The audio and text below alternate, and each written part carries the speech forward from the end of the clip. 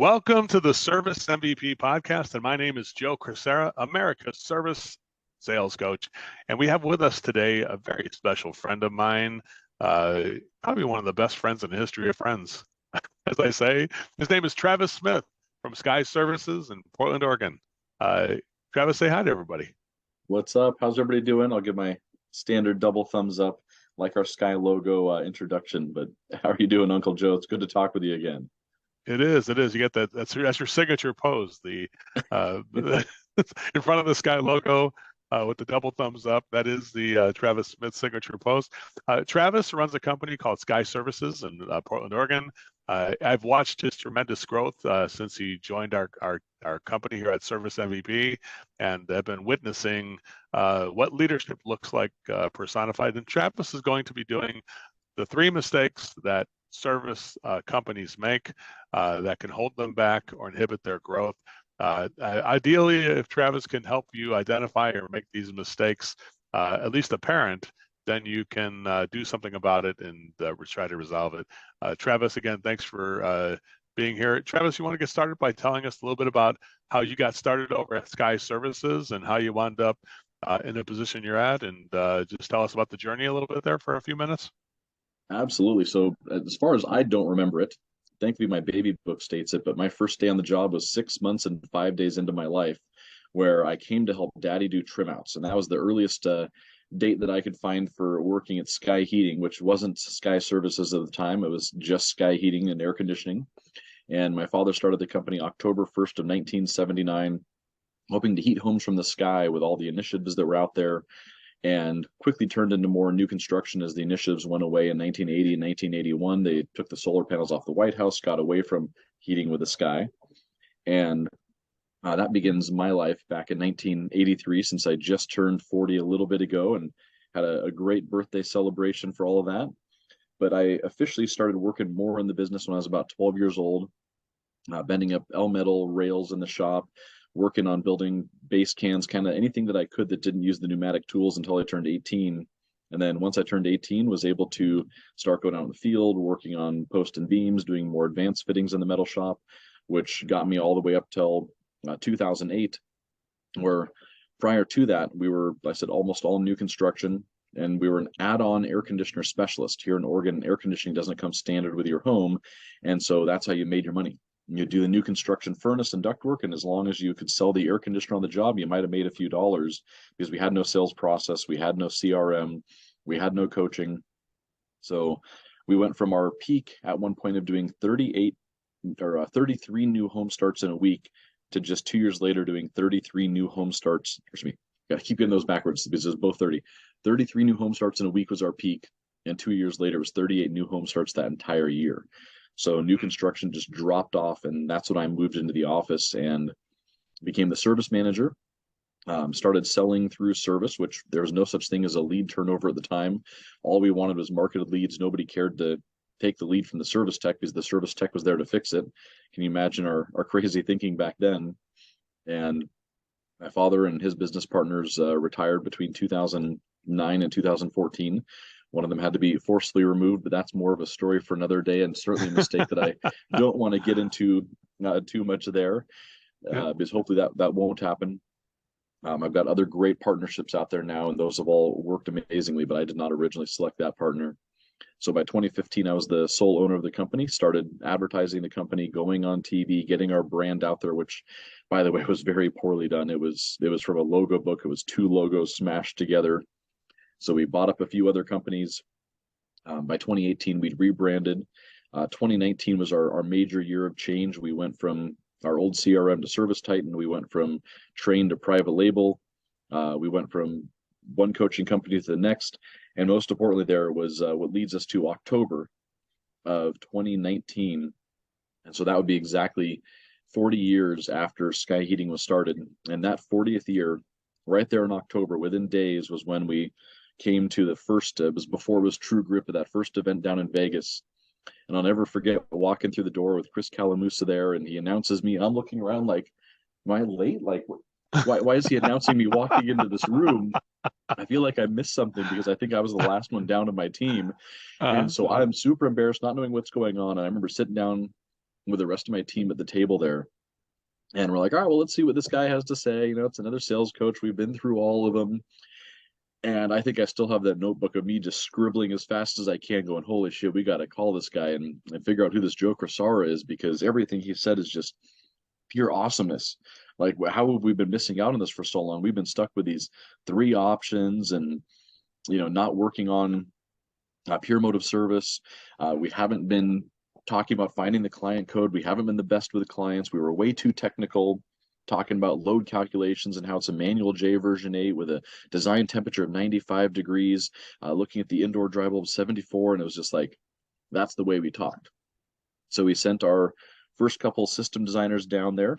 Ryan, our current sales manager, went down, and I'll never forget him coming back, going from, I don't even know what it was, $10,000 or $11,000 average sale to he comes back from total immersion early November and has $21,000 average sales, just knocking it out of the park.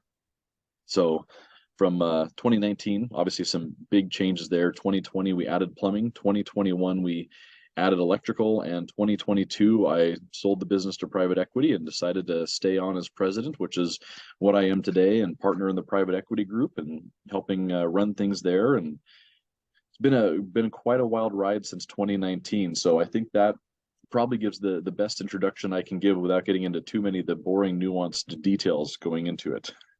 Well, that's okay. You know what? That's pretty exciting details. And you know what? Service MVP has exponentially grown since you joined us. So I think it's a meeting of the minds. And Travis is one of the very many clients, but actually one of the very few, I call it, truth tellers out there. And you know, I won't get into details on that either, but people online can tell that when Travis Smith says something, it's not false. Let's put it that way. It's that lot of credibility, and because of that, that has helped Service MVP. So Travis, thank you so much. And I'm glad your team got that growth from us, but definitely we got personal growth from you too. I think it's definitely a meeting of the minds for sure.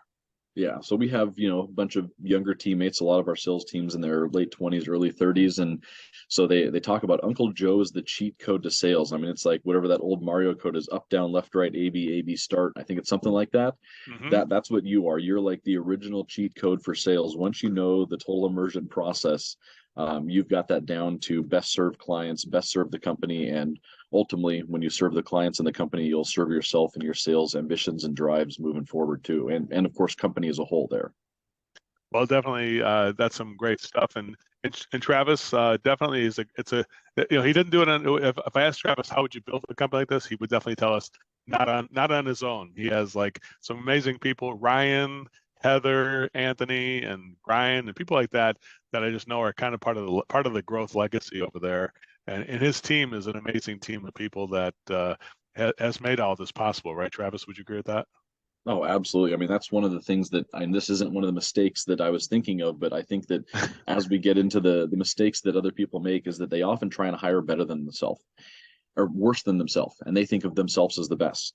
And I'll never forget this contractor in my local market that ended up not liking the truths that I thought I was trying to tell him. And he posted one day on Facebook about how he was going to be moving out of the field and he's hiring new installers. So you better get your installs done now because the best installers starting to retire. And I thought, what a load of shit. Let's tell all of our clients, after I retire, my company's only getting shittier because I'm the best. And hey, we're only hiring shittier people from here on out. Like, what a sales pitch is that, right? Can you imagine? Hey, Coca-Cola is changing our formula. So as we change our formula, it's going to taste shittier. It will not taste as good as it used to. The new formula will be shittier, but that's what we're going to sell you. Nobody drink Coca-Cola. They'd all go drink Pepsi or be like, maybe they want to try it just out of pure curiosity. But I thought that was the most asinine thing. And yeah, it's truly the team that got me here. I mean, they're all smarter than me. Ryan is a way better salesperson than I am. Anthony's a way better general manager. And we don't even have to get into finances because Heather's way better on the finance side, and Kelly, our operations manager, is way better at operations, process, procedure. So I'm incredibly thankful to have an amazing team here at Sky and at the startup that we've got going on down in San Diego with Nicholas and Cody down there. Cody is so much better out in the field working with the team. Nicholas is so much better at sales.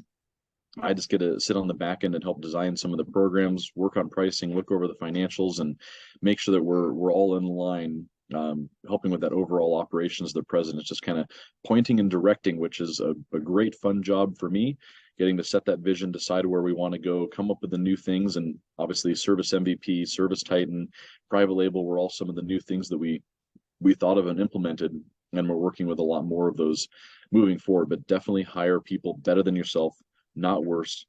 Be humble, know that everybody you're hiring, if they're not better than you, your goal is to make them better than you. And that for a lot of business owners can be difficult, stating, yep, that person sitting across from me is better at me than something, and I'm the business owner. Yep, absolutely, every freaking time they better be. That's awesome. So number one mistake, I got it right here. I'll go with this. The number one mistake is to not hire people, to try to hire people who are not as good as you, and because you want to be the boss, rather than hiring people better than you so they can take ownership of their jobs. And you can, I call that, I call that, Travis, I call it business surfing. You're able to ride on top of the wave. as Absolutely. as opposed, and that's what it describes it perfectly, the way I see you living your life right now. Pretty much everything I see now is family. I see airplanes and you flying your plane. I see you guys traveling as a family together and doing things together. And I call that business surfing, which is the way business is supposed to be. It's supposed to be Mm-hmm.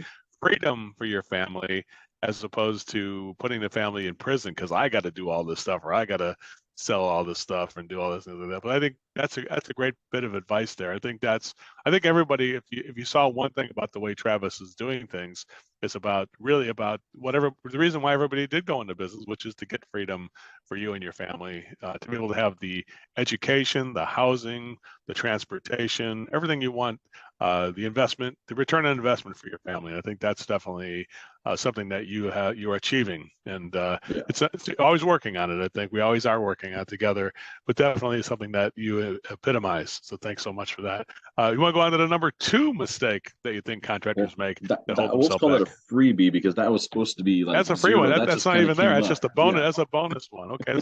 What's number I one? did What's have number one then? What's number one? so yeah, we'll start with number one, because I did kind of have three prepared, and that first one is really poor financials.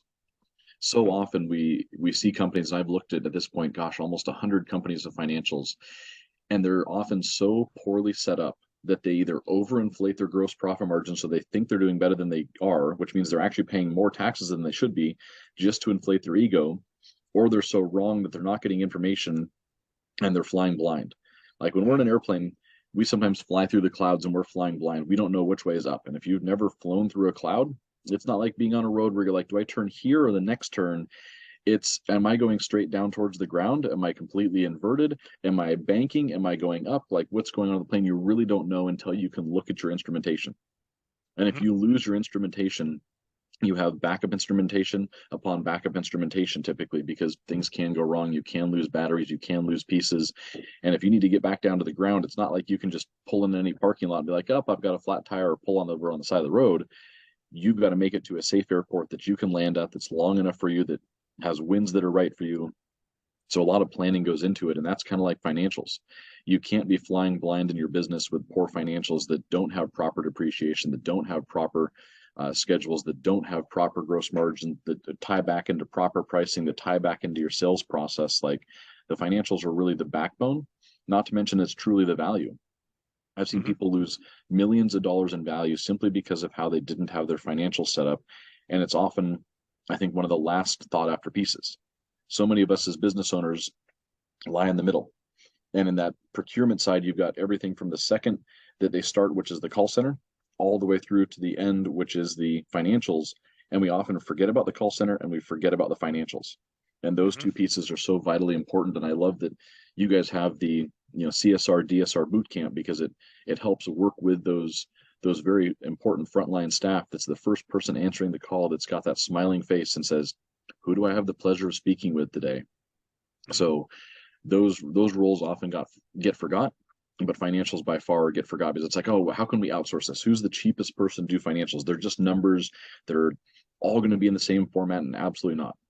The format of the numbers can change, how you do the numbers can change, and the information you gather from them all changes. So mistake number one after mistake number zero is Mhm. having poor financials and poor financial systems in place. And that could even go down to cash controls for theft. Um, It could be, well, I was just talking to somebody about this, and I think it was about 2 years ago. We had people hack into our emails and try and set up rules that forwarded emails from certain people over to other people where they'd copy my emails and send them out. Thankfully, we're all 10 feet away because it's during remote work. They walked to my office and they're like, "You sure you want me to send this wire?" And I'm like, "What wire?" No, I Hmm. didn't. They're like, "We have an email. It's my logo. It says Travis at skyheating.com." Oh my God. Um, I've heard of other people that have had that happen to them. You could have you know, your bank accounts changed on your Green Sky, GoodLeap, Service Finance, whoever you're using. You could have a change on your credit cards, and all of that stuff needs to have proper two-factor authentication and proper people overseeing it. If you're paying property taxes, if you're paying sales taxes, here in Portland we have metro taxes and cat taxes. Those have all got to be paid timely and appropriately, or it's going to cost you a lot of money, or you could lose a lot of money from it. So having a strong financial person that can help you with that business planning, show you the proper historicals, and build up the value of your company while helping reduce the taxable liability, you're really getting a lot of bang for your buck in that position that at first looks like it just hits your bottom line, but with the right person in place can add to the bottom line and add to the value of the company. So that's why I really think that's kind of the first mistake that I see a lot of people make. And for many years, obviously all of these mistakes, I'm not saying all these things because I've done perfect, is because I've screwed them all up, I assure you. So Hmm. Hmm. I think that's those are, something like I yeah. think that's something like when that's I think one of the biggest values of the private equity space has brought to this whole thing is that you have somebody who takes a look at this and it's almost like I think every contractor realizes it like, yeah, we never had that shit together. We never had that together, right? And I think that's one of the things like the accountability that private equity brings is sort of a thing that the value that an unknown value beside just putting cash into a company, which is this third party oversight that says this doesn't make any sense, right? So I always Well, said I think when I sold my company, that Travis, I said, man, one of the best things I ever did was to have to get this stuff ready for somebody to look at it. And so I realized how messy it was. And it took me about 6 months to get it to where I felt comfortable. Okay, I feel comfortable presenting this to a third party so they wouldn't think I'm a complete idiot if they if they saw it the other way. Does that make sense? Make sense there? oh yeah, yeah. You don't want to come in naked and not have your A game on and your workouts done for the last 6 months. You want to kind of be fit and lean because they're going to see your company naked essentially. Now on the private equity side, I would say that yeah, there could be some more controls in place. That could also be a downside if you don't have the right person. You're all of a sudden going to be going, wait, I've got this audit, I've got this conversion, I've got these things, and the person in charge won't be able to handle it, will be failing left and right because they wouldn't have been the right person hired. And private equity does add a lot of strain to the financials for companies that are not properly set up. And even companies that are properly set up are going to get strain, as that role, from all of my friends that I've talked to and that we've seen here personally, probably gets the most changes to their position and their role and the most Mhm. added items to it. But the nice thing about private equity is that it is private, which doesn't give you as many reporting requirements as a SEC regulated publicly traded Yes, company, and yes. financials closed by the 5th of the month where you're staying up till 10 o'clock at night. That's what we said no to. I don't think Hey, many people want to go that direction. So um, while there is help and support on the financials, there is a lot more requirements there too. well, what's the number two mistake that contractors make that hold them back? So number two to me is definitely shiny objects, which I definitely have shiny object syndrome. Love my cars, love my airplane, love all my fun stuff. So it's easy to, even in business, be looking at all the shiny objects and being like, oh, I saw somebody else added plumbing, so I'm going to add plumbing, and I've got 5 people here, and I'm doing poorly at heating and air conditioning. You're not ready to add plumbing. You're probably not ready to add electrical until you've got simple, repeatable processes where you're like, you know what, I don't know what to do with 20 hours of my week and I'm only working a 40-hour week as is. That's when it's time to break shit and add plumbing or add electrical or make drastic changes. Otherwise, a lot of it is you've got to just be sitting there dialing knobs, tiny little bits. You're not going through and trying to turn the volume up to 11 on everything. You're trying to get to the little EQ and make minor adjustments to make your business profitable. And I was talking to a friend about a month ago, and we were looking at his financials, and he'd made almost no money this year. And we looked through them, and I started, let's take a look at the financials. Obviously, back to step number one. And we ran through the financials, and I very quickly said, look, here's your issue. It's right here in X, Y, and Z. Your turnovers are not at the right percentage. I've been there, done that before. Because of that, you're not the right profitability. If all you did was reduce your service revenue increase your turnovers, you'd see how much more your install would go up. And with that much more install, it'd take you no more install crews, no more overhead, and you'd be at 20% net profit from next to zero. He just got back to me, like this is either August or September we talked. And from September through October, he'd hit almost a 20% net profit just by making those minor changes. Now, That's thankfully, he crazy. wasn't looking at all sorts of other shiny objects because he was actually dialing in. He was enlisting the help of people to say, what am I doing wrong? Where do I need to go? Why am I stalling out here? Why am I growing but not making more money? And so many other people, though, they get in this spot where they do get into shiny objects. Oh, I'm going to go buy this and go buy that. Same thing happened to me. I started a branch in Central Oregon. We ended up having to shut it down. We bought a branch out in the Dalles, which took a ton of my time. It thankfully succeeded, but I think it probably succeeded in spite of me, not from me or because of me. We did add plumbing, but when we added plumbing, that was a little bit different because I had 20 hours a week. And I remember when we hired that first plumber, I said, all right, here's what you're doing. You're sitting at my desk for the next 2 to 3 days, and all you and I are doing is talking for the next 2 and 3 days and brainstorming and coming up with ideas. And then from there, we're going to go out to our team members' houses. And then from there, we're going to start going out to customers' houses. Like, keep in mind, this is, of course, a 15-plus-year journeyman person, but we didn't just start it by saying, oh, we're advertising plumbing and somebody's going out there. We designed it. We'd been designing it for almost a month prior and spending all that extra free time bringing that 20-hour work week back up to 40 hours by taking on another project. And then as that dropped off, then we took on the next project of adding electrical. Then it dropped off. Then we took on the next project. And so many people are always working 60, 70 hours a week when they really should be working 30 to 40, because probably 20 to 30 hours of it is just junk that they think is important, but it's actually absolutely useless to overall driving the business. And that goes back to the Pareto principle of 80-20 rule. 80% of your activities, or 80% of your forward movement will be 20% of your activities. How do you get rid of that other 80% that's only 20% of your forward movement and start moving the needle and shifting it? And it's often not some new thing because there's not many silver bullets out there. It's a lot of small, tiny adjustments and good business practices and principles that you need to be doing that tie back into having the proper financials and the right people in place at first. So stay away from the shiny objects until you have both the money and the time.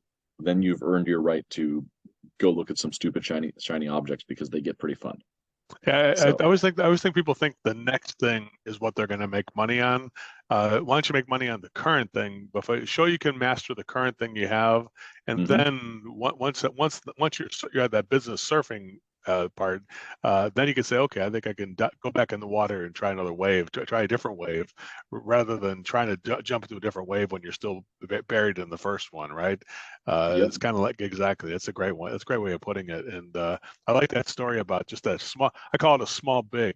That contractor who's like, you just had to do a few small little thing, and all of a sudden, boom, it turned into 20% profit. Sometimes people are not that far away. That's the thing I noticed. Have you yeah, noticed that, Travis? They're like, it's like, man, you're just right there. You just have to just do this one little thing, and it makes a difference. yeah. He was literally weeks away. It was an hour-long phone call away, and I know other people helped him too. So by no means do I want to take all the credit since he did all the work and all we did was talk. But after an hour-long phone call of looking at 100 different things, it was, oh, right there in front of me. And so often they're looking for that silver bullet of let's add plumbing. Okay, if you're making zero money, now is not the time to add plumbing. Now is the time to fix HVAC, fix it. Then once it's slowed down and it's been repeatable, then you add plumbing. Don't look at that next shiny object or next thing. Let's get that done first, get it fixed. And usually that starts with the sales side of saying, all right, let's bring in the revenue at first, because ultimately this was a sales issue. It was an issue where they weren't having the right lead turnover. They weren't selling the right jobs. And as soon as they did that, the rest of the metrics came in line. Let's go on to mistake number 3, which is Well, what? you know that I tried to set that up because mistake number 3, I think goes back to not hiring the right coaches and not being humbled enough to say, I need help. Being able to reach out. I mean, it's difficult to come to a sales training like yours and be like, oh yeah, we suck at sales. No, you want to come to sales training and be like, oh, we're great at this. We know we're doing, and then have your mind blown. But if you come in there thinking you're the best, you're also not going to take the most information because you're going to have so many of it blocked, and you're going to have your blinders on going, here's the info I'm looking for. When the reality is you want to open that mind up and say, I'm not the best at this. I'm not doing great at this. I'm doing okay enough. But ultimately, if you're here to learn, go to learn and go to learn what you don't know and then implement. And you have to have a coach that will help you implement, because if you try and implement 100 things overnight, you'll implement none of them. So I always tell people, if you go to a conference, what 3 things did you come back with? So when it came to the initial time that we came back from you, was, all right, we need to somehow figure out how to get to 6 options. I don't know how, but we're gonna have to build out 6 solutions, 6 options. We've got to better name them, and we've really got to talk about getting this average sale up and how we build these 6 options. So it kind of all came down to one core issue of 6 options with 2 minor issues that were going to help kind of facilitate that. And then it was time, instead of us saying, all right, well, now we know we need to do 6 options. That doesn't work. You can't just go give 6 options, as you know, and say, we're done. We've created the system that took Uncle Joe 30 years and we did it in an hour. No, then it's time to sign up for coaching, and whether that be financial coaching or business coaching through groups like Nexstar or Service Nation or BDR, and sales coaching through people like Service MVP and you've got to have somebody that then helps you fine tune it and take those pieces to the next level and hold you accountable, because it's easy to not hold yourself accountable. And that's, I think, the difficulty of an owner, is that you have no cheerleader. You only have people beating you up all day long.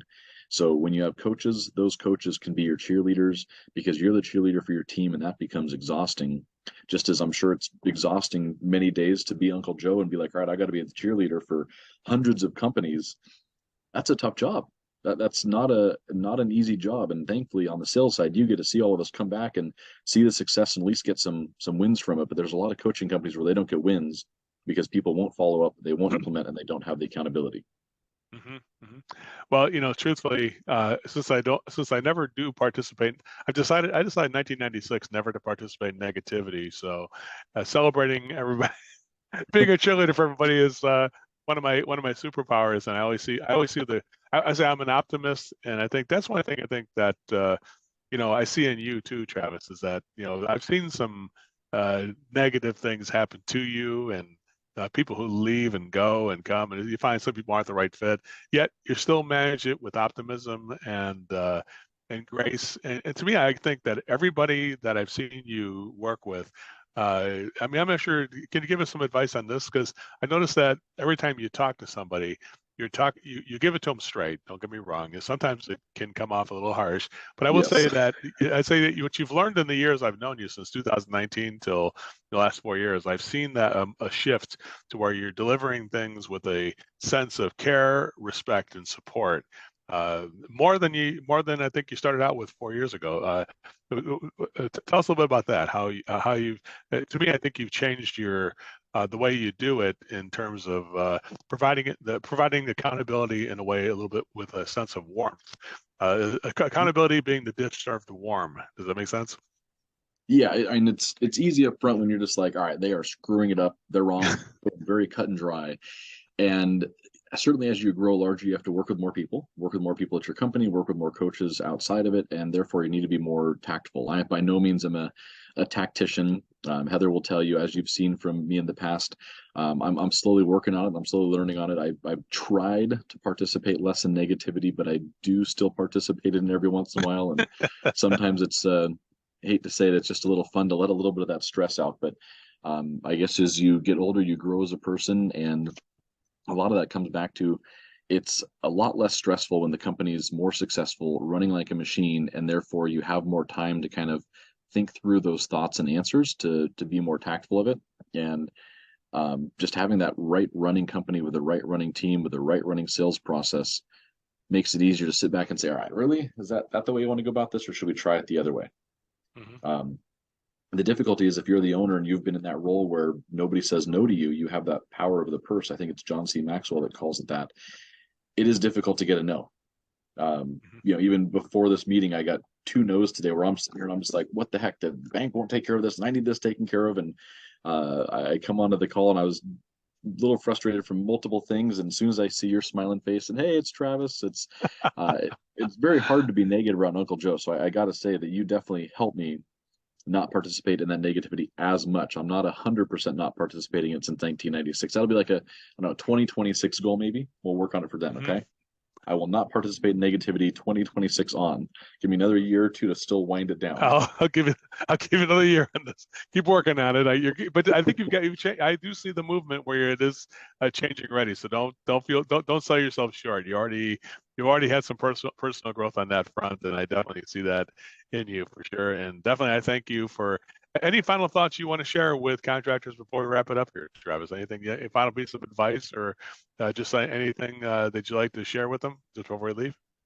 I think we hit on those three pieces is well, four pieces. Make sure to hire the right people, make sure to have good financials, make sure to not go after too many shiny objects until you have the time and the ability and money, and make sure you have the right coaches, because those four things will really fix a lot of problems in the business. But ultimately, Louis Bruno told me this. He goes, the company will always reflect the size that you are as a leader.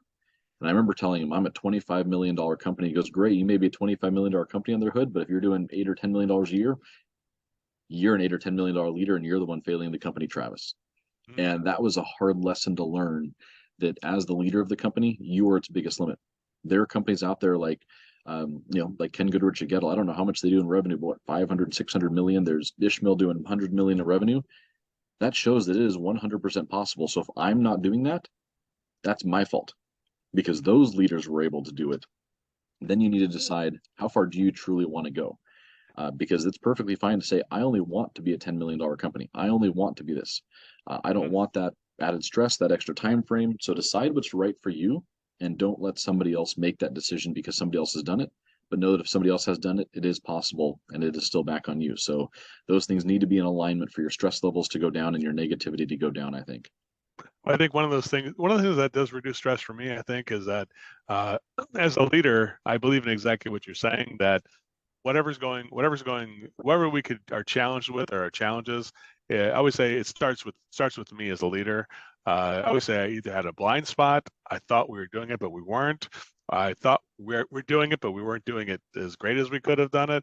So things that I think leaders, we have to admit, I think giving yourself the gift of responsibility gives you the power you need to take it to that next level. I think that's where it does start. Absolutely. All right, Travis. Well, thank you so much for being here, and I really appreciate you. And everybody, we'll see you guys in the next episode. Everybody, have a great one. Travis, thank you so much. Thanks, Uncle Joe.